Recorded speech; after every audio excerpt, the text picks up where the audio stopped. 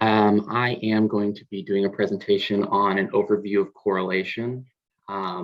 Just a little bit of housekeeping, like on the front end. This is not going to take an hour. It's probably going to be 15 minutes to 20 minutes. We're just kind of covering the basics. It looks like everybody here is on our team, so we're all kind of pretty well versed in this, which works out. So on this first slide, I just wanted to show everybody, I thought this was really interesting. So when you look at this graph on the left here, the blue bar is going to be tracking daily US COVID cases, and that red line that's running through there are tracking negative Amazon reviews of Yankee candles mentioning no scent. And so on the right here, we can see one of those reviews. It says, "Waste of money" by D-Lin 10. I purchased 3 of these. What a waste. There's virtually no scent to these at all. If I wasn't confined to my house because of COVID, I would return these for sure. Oh no, it's not clicking. Why can't I progress? There we go. Okay, so objectives for this PowerPoint presentation are going to be to define correlation analysis. Then we're going to discuss different types of correlation. We're going to discuss the correlation coefficient. Then we'll discuss some related statistical concepts that correlation gets kind of lumped in with, and why those are important to understand along with correlation. We're going to run an example, and then we're going to discuss the interpretation of the data that we get from that example, and then talk about common causes of misinterpretation. I think it's kind of important to have that discussion here because we get to a point where correlation is something that can often be misinterpreted, misunderstood. So I thought it was important to discuss. So at its most basic, a correlation analysis, the purpose of that is to measure the association between 2 or more variables. An important point with correlation is that we're going to be measuring the strength and direction of the relationship between these variables. There are multiple ways you can talk about types of correlation. So first, we'll talk about simple versus multiple versus partial, just very briefly. So simple is looking at or analyzing the relationship between 2 variables. Multiple is what it sounds like. You're going to be analyzing the relationships between 3 or more variables. And then partial is going to be where you are analyzing the relationship between variables and then correcting or controlling for other potentially affecting variables on the 2 that you're measuring. But more importantly, I think for the purposes of this presentation, I want to talk about the tests that you can run. So first we have Pearson. We'll talk about Spearman, Kendall's Tau, and then the point factorial. I am just going to be discussing linear or basically linear correlation here. There's this other method. So here you see distance crossed out. So you can use distance correlation to begin to analyze correlation in between variables that act in a nonlinear fashion. I admittedly don't know enough about it and I'm not comfortable enough to really discuss it. So we're just going to talk about the 4 basic ones that I have experience with using. See if we can click again. There we go. Okay, so first we're going to talk about Pearson, which is going to be the typical correlation that we run. The coefficient you get here is R. So you use Pearson when you're looking to determine the degree of a linear relationship between 2 or more variables. There are several assumptions, but again, at their most basic, the assumptions are going to be that you're analyzing continuous variables, so we can look at weight versus total cholesterol, and you're going to be looking at data that is normally distributed. And so there's 2 really important things you can do here to determine whether or not a Pearson correlation is going to be effective for what you're looking to do. The first is going to be data visualization, which is pretty simple. You can just put your data on a scatter plot and look to see if the data fits a linear pattern. So in this little quadrant over here at the top left, we see that data basically follows a linear pattern. Over here, we see it's a monotonic relationship of the data, but it's not linear. And so a Pearson correlation may not be the most effective test to run here. Down here, what we can see is these sets of data act certainly in a non-random pattern, but when you put, a correlation test to that, being a Pearson correlation, um, the coefficient that you get is very low because you're measuring a linear relationship and not these quadratic or other types of relationships that you can observe. The next test that I use most commonly is going to be Spearman. There's kind of two ways that you can use the Spearman test that I think about. So the Spearman test determines the degree of a monotonic relationship between variables.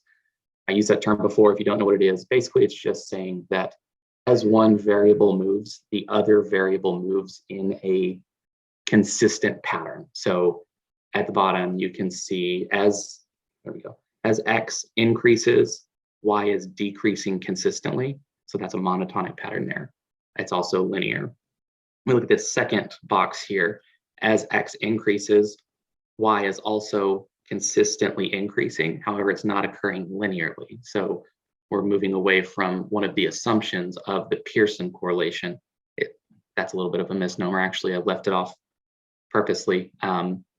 It's typically thought of as an assumption that you need linear data to run a Pearson correlation. However, that's not technically true. But when you see a nonlinear pattern, you're going to want to think, okay, I need to move away from Pearson a little bit.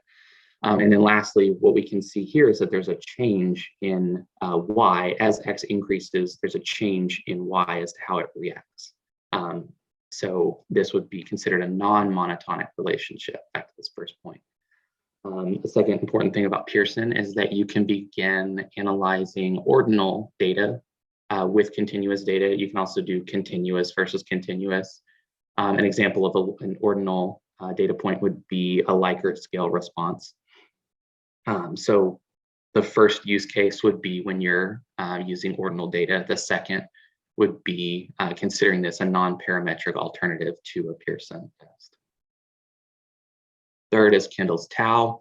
Again, this measures a monotonic relationship between variables, so I think of it as fairly similar to our previous test. And I look at this as an alternative to Spearman whenever we're working with kind of a weird data set. As an example, we could be working with a small sample size, which has tied rank data.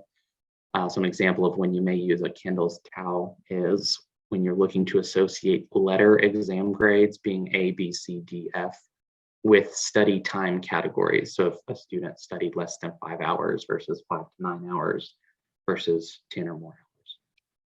And lastly, we have the point biserial correlation, which measures relationship between a continuous and a dichotomous variable.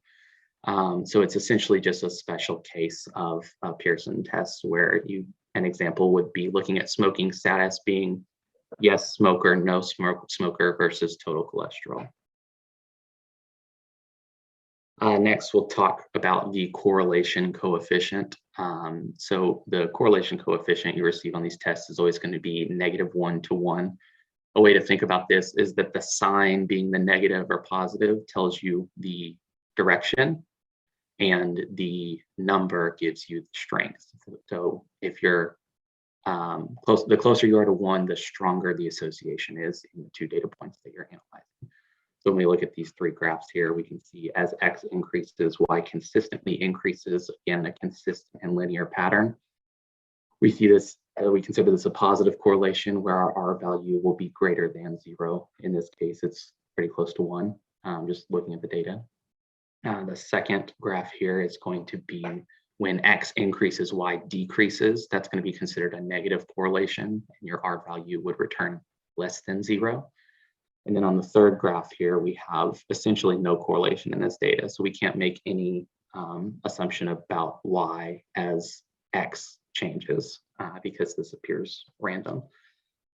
And so again, at its most basic, the way you calculate certainly a Pearson correlation coefficient, but what it comes down to is each of them is you're essentially measuring covariance divided by the product of the standard deviation of the two data points that you're looking at. So I pulled this picture of the equation online. I put this little X here, so I didn't think I called it covariance. But another way to think about that is you're normalizing covariance by the standard deviation, which produces this this range of -1 to 1. And that's important because when we discuss these related statistical concepts, looking at linear relationships, the two that this kind of gets lumped in with, it's kind of like a middleman between the two, I think, is covariance and linear regression. So first, we'll talk about covariance, which we saw in the equation is directly used to calculate a correlation coefficient. So covariance measures the direction only, not the strength of a linear relationship between two variables. So what we can see in these two graphs here is we're looking at just a quadrant graph. As x increases, y also increases, or as x decreases, y decreases. When the variables move in the same direction, your covariance is going to be positive. And over here, whenever x and y act in opposite ways. So as x increases, y decreases, or as x decreases, y increases, your covariance is going to be negative at that point. Second important point when we're talking about the scale, where we're normalizing correlation against the standard deviation to create that -1 to +1 scale. An important difference is that covariance is scale dependent. So when we look at this graph here, we would think, those data points are moving in a very similar pattern. Their covariance should be high. Why is the result that we receive 0.000003? Well, if you look at the graph and you see the data points that we're analyzing, the covariance is based on the scale of the data of the variables that we're analyzing. So if we were to run a correlation on these data points, we would get a correlation coefficient that's close to 1. The second is going to be linear regression. So when you use linear regression, you're essentially predicting a value of a dependent variable based on the value of an independent variable. The important point here when considering the relationship between correlation and linear regression is that R², which is called the coefficient of determination, which is also the correlation coefficient squared, that essentially measures the variation of your dependent variable, which can be explained by an independent variable. We'll explain that on the next slide with our example. This is data that I'm going to use in just a minute, but when we're looking at this output of a regression, what we see is our multiple R there is going to be our correlation coefficient. If you square that value, you get R², which is going to be our coefficient of determination. That 0.95 essentially says that 95% of the variation in our dependent variable can be explained by the independent variable. So now we're going to talk about an example. When I was working on this example, I had started by thinking about the candles and COVID testing that I showed you guys. But I just had this song stuck in my head and I couldn't remember where I heard it.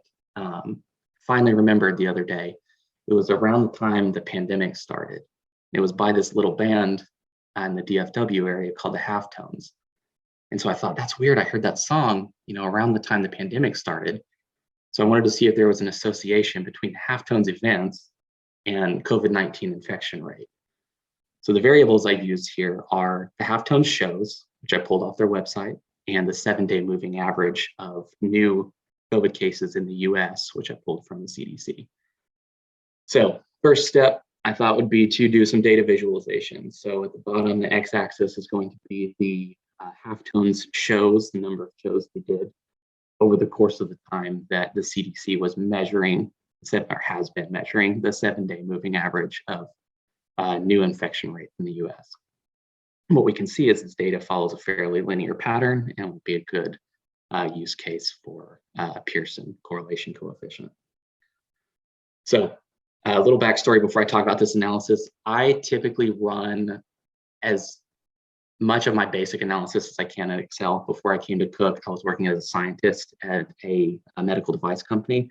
While I was an undergrad, had never taken a statistics class before. And so I would spend the summer running experiments on radio frequency ablation, and then I would spend a few months while I was back at school analyzing the data, essentially doing correlation and t-tests without really knowing what I was doing. but I always use Excel. So I just have like this comfort with Excel whenever I can use it because it was kind of foundational in my understanding of basic statistics. It can be used for quite a bit of your correlational analysis. It can do multiple correlations. You can even run regressions here, which we'll see in a minute. But what we'll do is we have screenshots here. So we can see our data here. We have events in the halftones along with the 7-day moving average at a similar time point. So what you'll do is you go to the data ribbon in Excel, you go over to data analysis at the end of the pane.